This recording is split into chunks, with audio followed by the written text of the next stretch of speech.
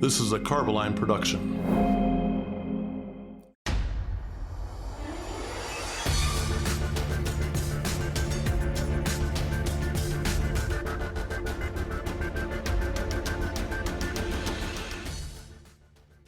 It's been said that if you want to have problems, coat concrete. But if you know the intricacies of the concrete and the surrounding environment, the job should go smoothly. Join us this week for part 1 of our talk with Paul Kennington, AMP instructor and coatings consultant, about concrete. All of that and more are coming up next on The Red Bucket. All right, Paul, here we are again in Houston, Texas. And, we've had some great conversations over the last couple of days. We sure have. One of the conversations that we had was with our friend Michael Pardo, and we were talking about mentors. And I am lucky enough to do a podcast every month with one of my mentors. You took me under my wing when you became the boss in tech service and things like that. So that's lucky enough for me. But today, we're lucky enough to have one of the early mentors I had at Carboline on the show. And one who I've relied on extensively through my career. We didn't work together as long as you and he did, but always been a resource. Anytime this guy would come to town, I would just follow him around, be his shadow, and just try to soak up any information that I could from him when he was in St. Louis. Any advice that I would give to any young person out in our industry is if you're around somebody who has experience, who's been in the industry 10, 20, 30 years, listen to that person. Yeah. Be that person's shadow. Figure out what you can learn, because that was always my policy when I got in the industry is I knew I didn't know anything. Right. And it was, let's find these guys who know stuff and let me just absorb as much as I can. Because one of the things you find is when you're following that person, they're doing things naturally. Right. It is thoughts and questions and actions and movements that are natural to them, that even when they're putting together, I'm going to help train you, those thoughts don't enter their head because it's not even second nature. It's first nature. Right. And as the new person, you need to be able to follow them and say, why did you do that? And when you find a good one, they are more than happy to stop and tell you all of the thoughts that led to that.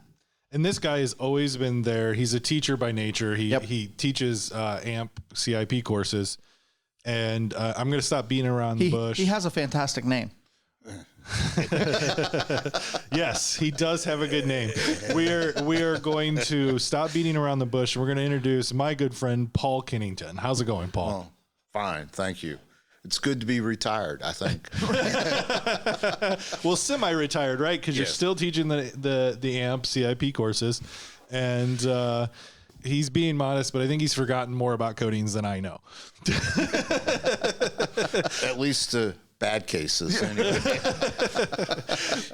But what we really wanted to talk to Paul about today is, because he is an expert in this area, is concrete. And concrete can be, he said it before we started, the enemy of coatings. And then that's kind of an interesting concept. I've never put it so bluntly, but I mean, if you want to have problems, paint concrete. I mean, especially if you're used to only coating steel. Right. It is an entirely different world.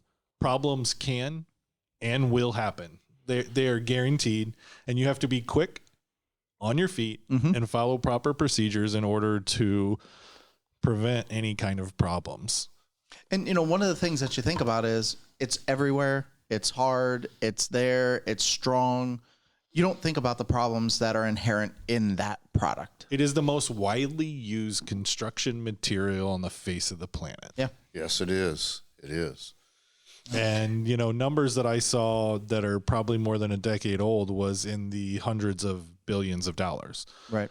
Yes. And so I would feel like it's safe to say that we're in the trillions at this point. Yeah. So I think it's important to start with, and it's important to understand what concrete is made up of before we start to talk about coating concrete. So Paul, tell us a little bit about what makes up concrete. Well, let's start out with the most basic concrete that we're aware of, because concrete can be Portland cement, it could be epoxies, it could be vinyl esters, it could be all kind of different materials. But concrete that we're most familiar with is on our highways and our structural parts of our building, then it's Portland cement, and then it's rock, sand, admixtures, and water.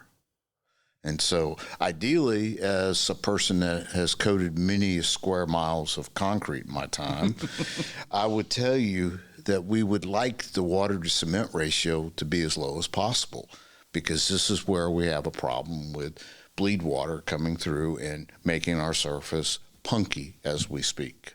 Mm-hmm. And so surface tensile strength is the only thing that we have going for us with coatings, because their bond to the substrate is based on how strong that surface tensile strength is. And as a concept, you could think if I poured 3,000 PSI concrete and I was to do a pull test, I would get around 300 PSI pull strength on ASTM D4541, because it's about a 10% value of its compressive. Although concrete's very good in compressive, it tends to be a little weak in flexural and in tensile strength itself. Yeah, so that's naturally concrete's not flexible. Right. Even steel tends to be a little more flexible than concrete. Right. And so, but it's all you have to do is look at our overpasses, our highways, and our structural material, and you'll find that it's widely used, and probably the most coated surface in the world, whether it comes from aesthetics all the way to protection.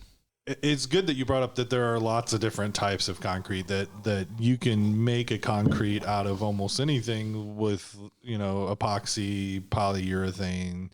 But really today we're going to focus in on that cement based. And so when we talk about that, one of the biggest things that happens is, and you talked about the water to cement ratio and things like that, concrete's a sponge. Let's talk a little bit about the air and the capillaries that are in that final part of the concrete and why that is important. Well, a lot has to do with the concrete mix design, because after you get past your Portland cement, your amount of water that you put in it, and your rock and sand, and different gradations of rock, different gradations of sand, you also have different types of admixtures that you add to it to give you certain physical properties in its environment. So with that in mind, we have what we call our 5 basic types, 1, 2, 3, 4, 5. And then if you see a little letter following it, capital A, like 1A, 2A, 3A, you see it's air entrained, which even makes the problem of coating concrete far greater, because it's made to be a sponge, because concrete is absorptive, and when it absorbs, and you're in northern climates where it freezes, it expands. And so just as we use a freeze plug in an engine to try to keep from cracking the steel, we try to use the capillary action that it created during the mix design to allow the water to go to keep it from spalling. This is the common word that we use for concrete. Cracking, spalling, disintegrating. And spalling is one of those other things we see it happens a lot with either water or when your rebar starts to corrode. And you see that rebar. So it's real common if you're driving down through the northern areas and you see it on a bridge and you see that rusty piece of metal on the background of that bridge support. Yep. That and the removal of the concrete, that process is also spalling. And it's the same thing, whether it's steel that's expanding or water that's expanding. It's when that inward force is pushing the concrete off, and it causes it to pop off into a larger area usually. And that's where concrete has some of its problem, is that even though it's very good and compressive, the properties tend to drop significantly for the modules of elasticity and the flexural part of it. And so concrete being hard, fall on it, you'll find out how hard it is. Sure. And so what happens, it'll tend to crack. Which can cause problems for coatings as well. Right. and one of the reasons they sometimes just seal concrete, let's talk about, not all concrete is in our area, we mainly look at chemical resistance. Sure.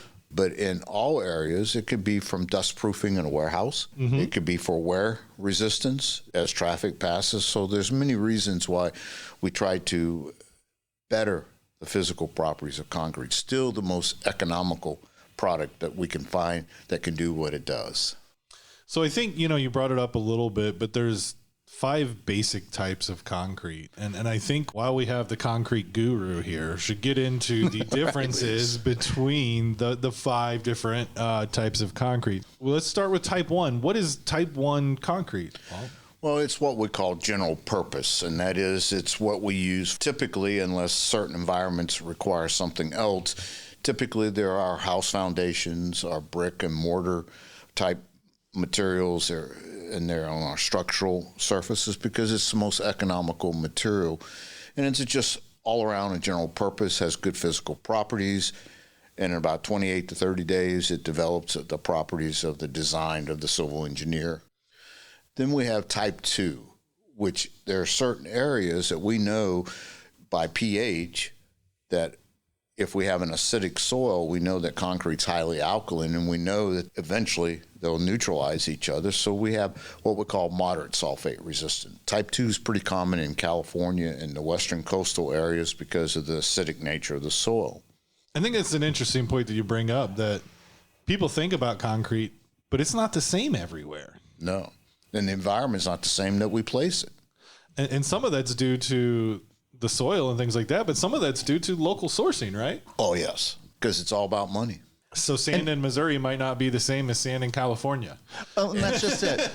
One of the most expensive parts is going to be essentially hauling dirt or rocks of some sort. And so you want to use it as close to the source as possible. Absolutely. So it's going to be different all over the country. Now, one thing that Paul brought up here that I think we need to touch on is the pH of the concrete. That we're looking at something that starts at a very high alkaline number. And as it cures, that number comes down a little bit. But that's why we have to be concerned with acidic soil. Absolutely, because you get a chemical reaction. We know, according to the pH scale, we have acids and alkalins on the opposite end, so they tend to neutralize each other. And I would hate to be living in a multi-million-dollar home in California and all of a sudden ask some concrete expert what's going on with my foundation, and goes, oh, that's just the natural reaction. You're going to lose your home. The next type of concrete is type 3, and type 3 is that high early strength. Talk about the advantages there. Well, the advantages is where you have to build a structure, and you quickly need to either perform chemical resistance if it's in that environment, or the concrete needs to gain physical properties very quickly so that you can go on with your project. And type 3 is really nothing but type 1 in a finer grind, and it wets out so much quicker and hydrates, and that's how concrete cures. We take a powder that's gone through a rotary kiln, and we dry it out.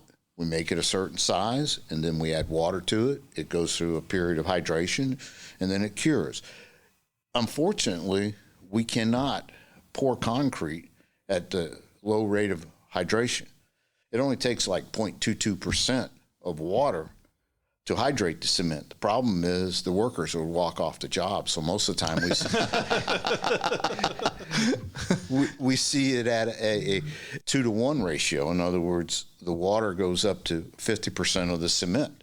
And that way it works much easier. It can be placed and the structural is there. But what's that do to the strength of the concrete? Well, over a period of time, it does very little if they don't overwater it. Right. But it's just like anything else. Oh, it's easy. Let's make it easier. It's always that. Let's make it easier. And the guy, add more water. And then now the water is just like an epoxy that we all know of. You add more curing agent, doesn't necessarily make it good for you. And so that's where we have a problem. And that more water versus less water really changes whether it's, we'll call it concrete, all the way down to mortar or grout. And then literally the differences between those things is the size of aggregate and really the amount of water. Or the amount of cement that we put into it. Yep. If we can put more silica products into it, sand, it's much cheaper than, because it's just like making a can of paint. The epoxy, every manufacturer is going to make the epoxy the smallest part of that can that they can in order to be competitive and still perform.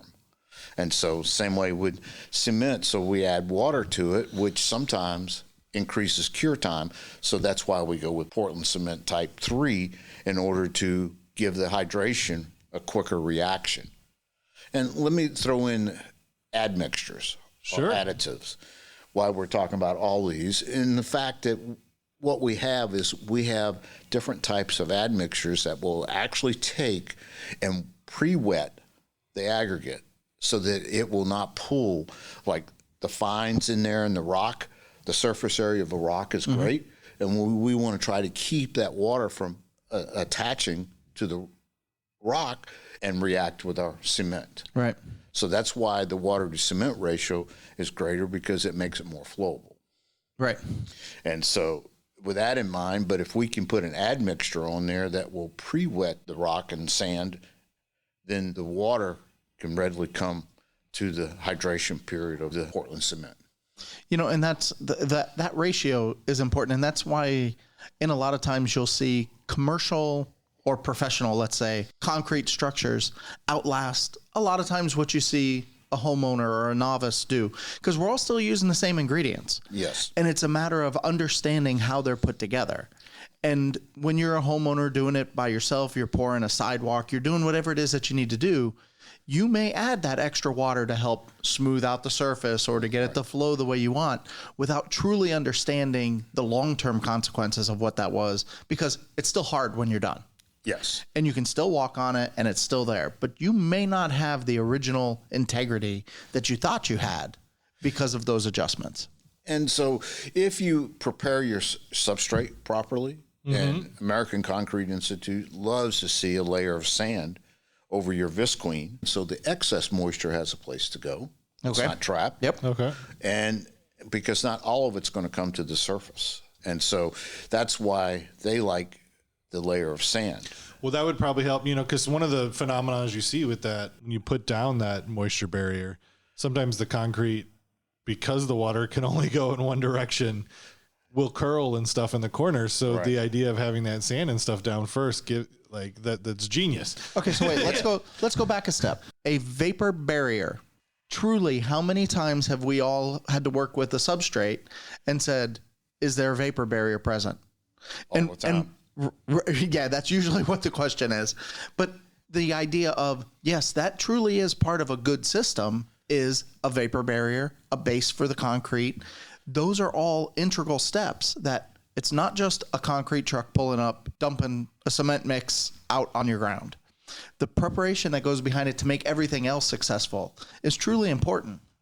Absolutely, because if the proper ingredients are not coming from the manufacturer of the concrete, the truck itself, and the people who have built the forms and put the chairs in to support the steel, it all has to be in concert in order for it to be good. And that's why sometimes we see concrete come apart in the field. And no two concrete pours are the same.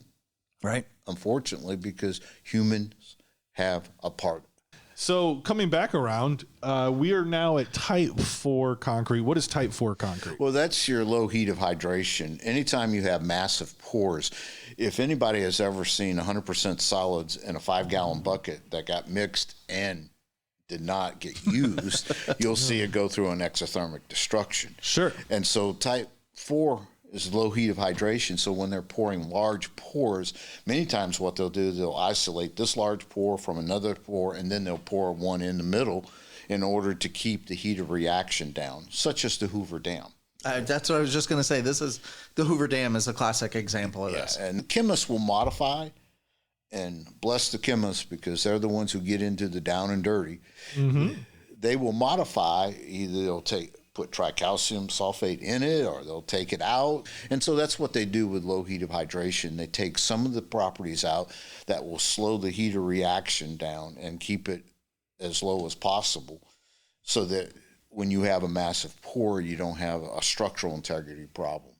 So now let's go ahead and talk about type 5. It's closely related to type 2, I would assume by the name, but let's talk a little bit about it. Well, it's high sulfate resistant, meaning that if you're in an environment where you have high acidic and certain clays and certain other materials can have high sulfate, which is acidic in nature many times, and so it will attack and neutralize the concrete. And so we call that carbonization, when the concrete starts reacting with its properties around it, and it'll start to weaken. As the pH drops of concrete, so does the physical properties of concrete.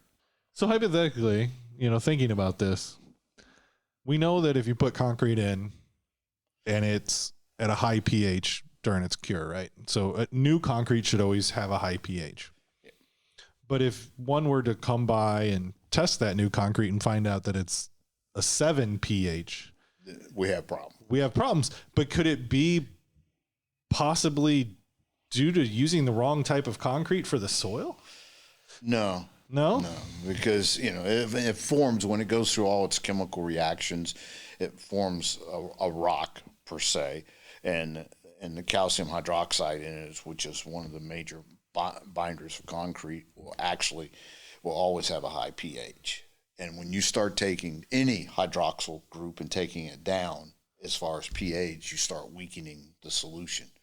Because as lye, let's say sodium hydroxide, 50% percentage of it, it's 14 plus. Okay. Mm-hmm. Sure.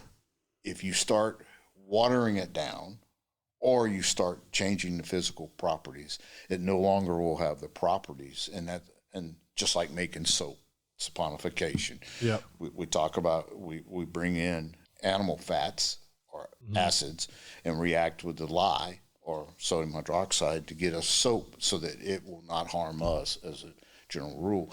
So what you do, you start weakening the structure. And that's why they so often do petrographic studies in concrete to find out where the problems are. So then what could cause something like that? Is just something going on with the chemistry within the concrete itself? Or it could be the soils that you set it on. Yeah.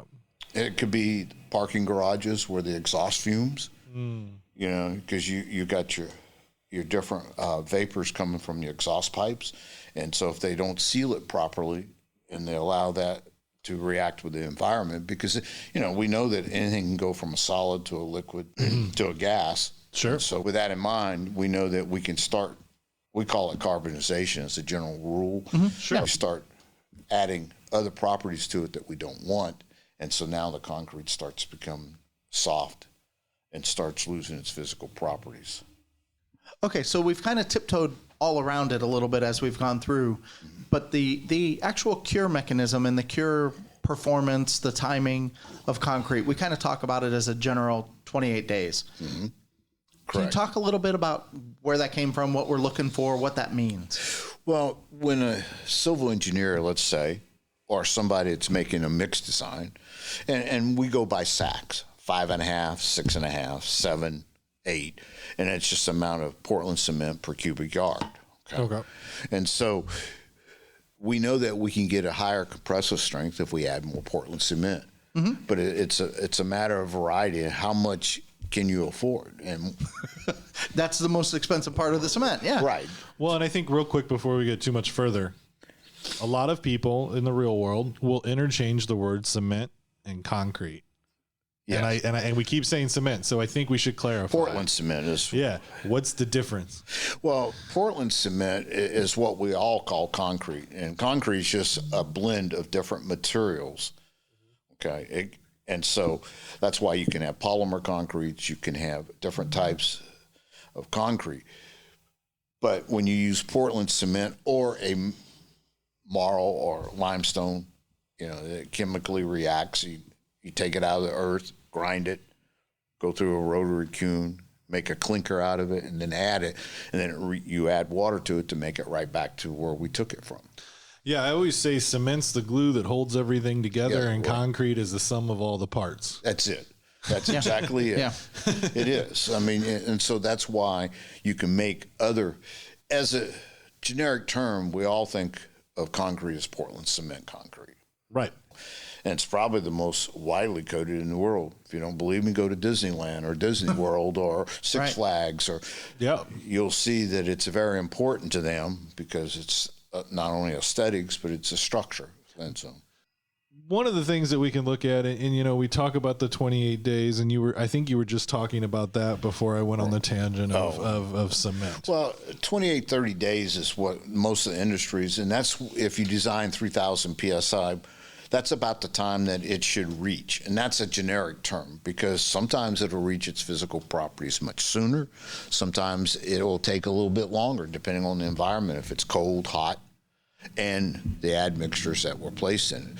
We used to use admixtures, chloride elements that we found out later worked against us because even though it worked very well for concrete, it did not work well for the rebar. Rebar that's in the there. steel Yeah. rebar. And so when moisture permeated, it started the corrosion cells. So, and we know that quarter-inch rebar can grow as much as 2 inches or 50 times its size in the right circumstances. Yeah. And so when it does, it exerts a force, and that's what structurally cracks our concrete. So, and a lot of the times we used to talk about that 28 days in terms of that's how long you had to wait before you can coat it. correct. Right. And that's not necessarily the case anymore in 2023. Well, actually, many times you can put additives, or you can go to type 3 Portland cement, which is a finer grind, and then you can put admixtures in that will keep the moisture from going to the rock and sand and hydrate the cement much quicker. And on top of that, you could even use specific coatings that are designed to go on before the 28 days too. Yeah. It all has to do with physical properties, because if you talk about the surface tensile strength of the concrete, it's generally about a 10% value as a rule of thumb. Sure. And so if you can test it, there's other methods. We can test for moisture, see if it's chemically reacted. But the big thing is you'll see that the epoxies and other materials we put on have a far greater surface tensile strength than the concrete has within its own structure.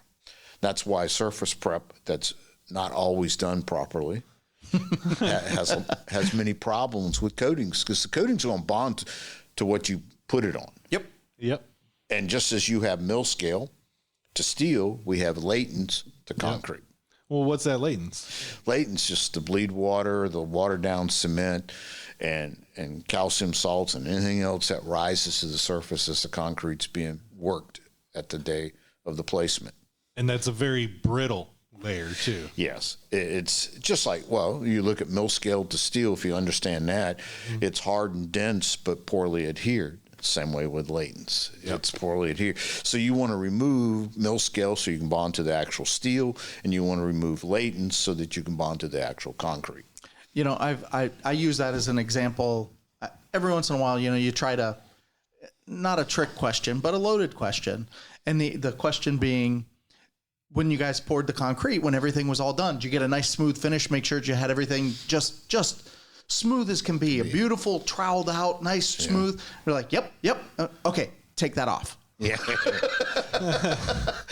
or even one further for that is they say, oh, well, what's the purpose of preparing the concrete? Isn't it to get a roughened surface? That's only one part, because they'll do a broom finish and say, well, we got a rough surface, but you still haven't removed the latents. Right. And honestly, you can tell them, just go tap on it a little bit with a hammer and see. Yeah. That's going to crumble and fall off, and you're going to hit a spot where now it doesn't do that anymore. Yeah, we used to do the knife test or the powder test, and we used to do, the instrument that I liked the best was the Schmidt hammer. It was a rebound hammer that you could, go to the concrete surface, and you could hit it, and it'll give you approximately strength of the concrete. And then I'd say, let's grind it and see what we get. Yep. And many times our physical properties would go up anywhere from 100 to maybe up to 500 PSI, simply because we took that weak layer off. So on that path, the 28 days that we're looking at, and we had mentioned, sometimes there's coatings that can go on earlier. And typically what we're looking at for coatings in that area are coatings that will still allow the hydrolysis process to continue. So most of the time, those high solids epoxies, and those aren't great candidates for that because they stop that process. Right. But there's a lot of very thin film things, or a lot of things that are designed to be breathable, which will still let that happen. Talk to us a little bit about, as this 28 days goes, that I'm using air quotes, that 28 days, where we're looking to get to and what that tells us. Well, many civil engineers know the factors of Portland cement concrete. And one of the things that they'll specify, as soon as it can support traffic, we'll put a curing membrane on it. It many times is dissipative or dissipative, however you want to say it, where what it'll do, it goes onto the surface, it seals the surface for a short period of time and allows the moisture to remain in the concrete, because when you blow wind or anything comes across that surface, you remove the moisture. It sucks it right up out. Yep. Yeah, and so then it turns back to a powder. And that's why we can actually grind the concrete and get higher physical properties. And so that's why so many people use a curing membrane, because that is that breathable membrane. You just got to make sure that if you're the person on the job, that it's not detrimental to your coating as far as it doesn't allow it to adhere. And so sometimes people like to use diesel fuel or oil, use motor oil, because the forms will come off readily, but now the coating won't stick. And so with that in mind, we do have to sometimes use something that allow the concrete surface to fully react even at the surface, because if you don't, you'll get a thin layer. And that's why surface prep is so important. That's right. What we look at is the process that we're looking to do is to get to something sound enough to, like you said, support vehicle traffic or support the surface prep method that you need to do before you start. Because honestly, I mean, the fundamentals of surface prep is we're destroying part of it. Yes. And it's a defined part. You know, we know how much we want to remove, take it off. So it has to, the rest of the concrete needs to be able to support that method of aggression. Right. Just as we take mill scale off to get to good steel, we want to take latents off to get to good concrete. Yep. It's part of the physical structure. It'd be like trying to do abrasive blasting on molten steel that's still glowing hot. Right. Concrete is not as hot, but it's still curing, hardening, drying, whatever that process. And when you relate those two like that, you would never do it on hot steel. You can't do it on concrete before it's reached some level of cure that it can support this kind of. And we use 28 days as that benchmark. And like you said, the people who formulate it know frequently to the hour of when it's going to reach that level, because they understand the chemistry of what they're working with. Yeah. And but that's if it's at 70 degrees for 28 days with 50% relative humidity. And so, we can predict something that precise. The problem is Mother Nature doesn't cooperate with us. And that's where we have to take it in. I've been in many a discussion with people who say, you say that you can bond to the concrete in 30 days. I said, we probably can. But the problem is, how good is the physical properties of the concrete? So that's it for part 1 of our deep dive into concrete with Paul Kennington. Join us next month for part 2. Until then, we'll see you next time.